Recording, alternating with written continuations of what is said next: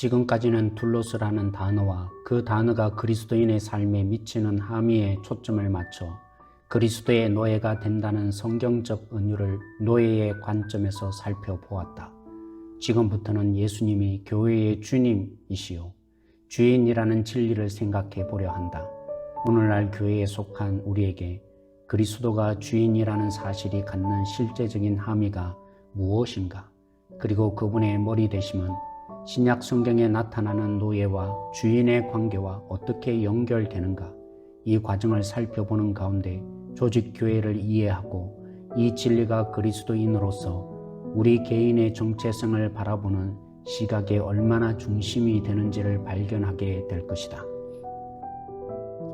교회사의 인물들이 그리스도가 머리 되신다는 진리를 변호한 것은 성경에 명백히 계시되어 있는 것을 발견했기 때문이다.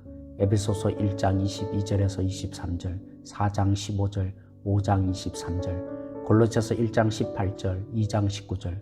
그러면 그리스도가 교회의 머리라는 표현은 무슨 의미인가? 그리스도께서 교회의 머리라는 것은 그리스도께서 교회의 주님이시면서 주인이라는 뜻이다. 로마 시대의 한 집안의 머리는 한 집안의 구성원들에 대해 거의 전적으로 권위를 가졌다. 하나님은 이 최고의 권위를 죽은 자들 가운데 다시 살리시고 하늘에서 자기의 오른편에 앉히사 모든 통치와 권세와 능력과 주권과 이 세상뿐 아니라 오는 세상에 일컫는 모든 이름 위에 뛰어나게 하신 자기 아들에게 주셨다. 성경에서 압도적으로 차지하는 내용은 예수님이 이 모든 사람의 주이시며 교회를 폄한 만물의 머리라고 증언한다. 따라서 참된 교회는 각처에서 우리의 주 되신 예수 그리스도의 이름을 부르는 모든 자들로 구성된다.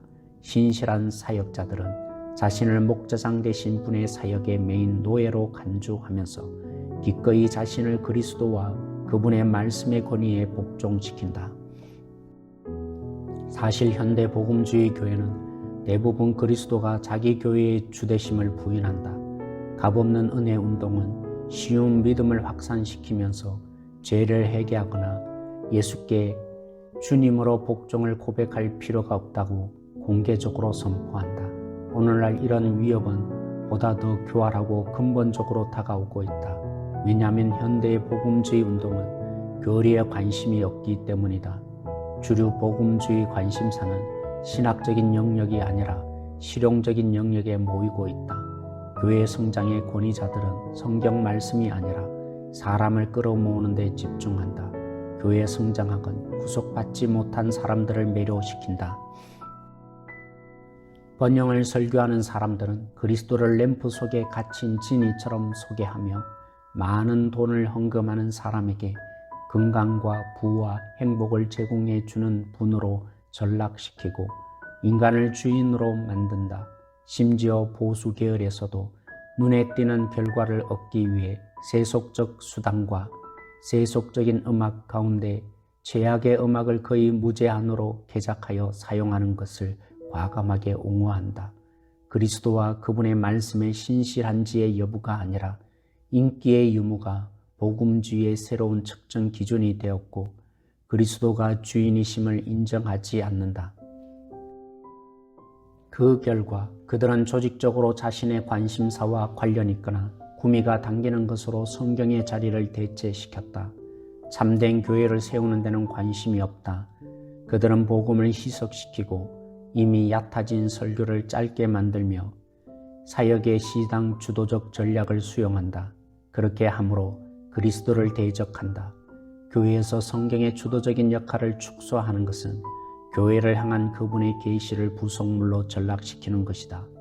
성경적이지 않는 사역, 비교리적인 가르침은 그리스도의 양떼들에게 그리스도의 음성을 차단함으로써 그리스도의 머리 되심을 찬탈한다.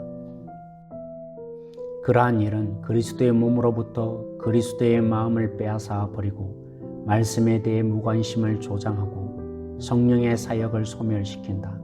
교회는 제약의 위험에 노출되고 초월성과 명확성이 사라지고 예배의 능력을 빼앗기고 타협의 씨앗이 뿌려진다. 그런 접근은 교회의 참된 머리라는 그리스도의 영광을 변형시킨다. 예수님이 교회의 머리 되시면 필연적으로 그분이 우리 자신과 그분의 몸의 지체인 다른 모든 구성원들의 주인 되심을 인정하는 것이다. 우리가 예수님을 주님이라고 부른다면 우리는 그분을 유일한 주인으로 인정하는 것이다.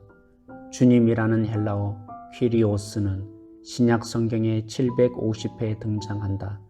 근본적인 의미는 주인 혹은 소유주이며 노예라는 단어와 대응 관계에 있다. 둘로스가 된다는 것은 주인을 갖게 된다는 것이다. 예수님을 주님으로 고백하는 것은 그분을 주님으로 동시에 우리 자신을 그분의 노예로 고백하는 것이다.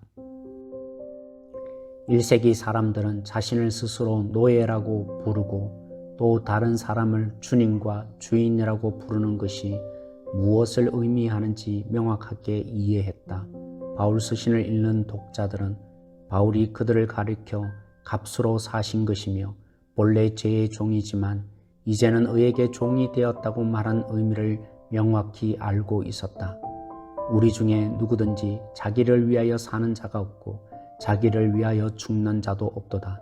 우리가 살아도 주를 위하여 살고 죽어도 주를 위하여 죽나니 그러므로 사나 죽으나 우리가 주의 것이로다.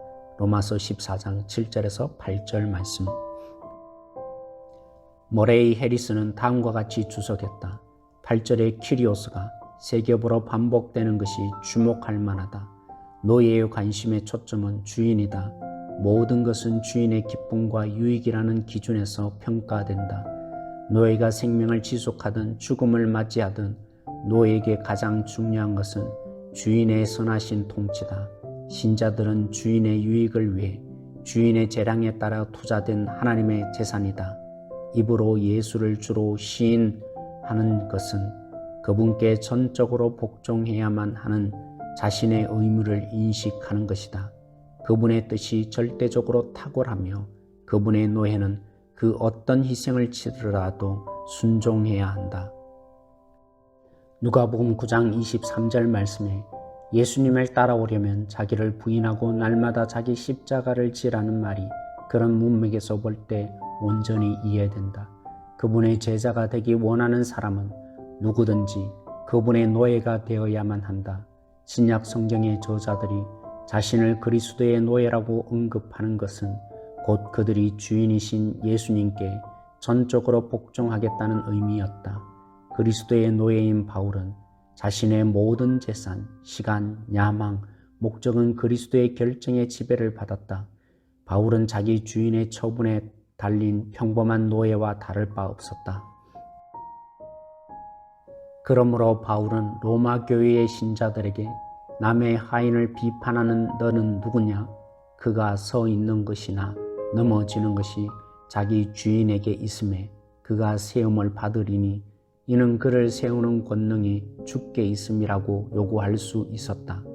바울은 빌립보 교회 성도들에게 사는 것이 그리스도니 무엇이든지 내게 유익하던 것을 내가 그리스도를 위하여 다 해로 여길 뿐더러 라고 말할 수 있었다.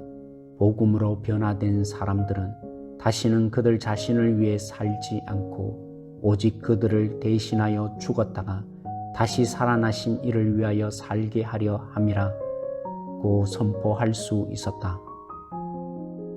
바울의 편지를 살펴보면 그리스도께 추종하는 신자의 관계, 다시 말하면 예수님이 그의 주인이시요 그는 노예일 뿐이라는 사실을 다른 주제보다 더 많이 되풀이하여 증거하고 있다.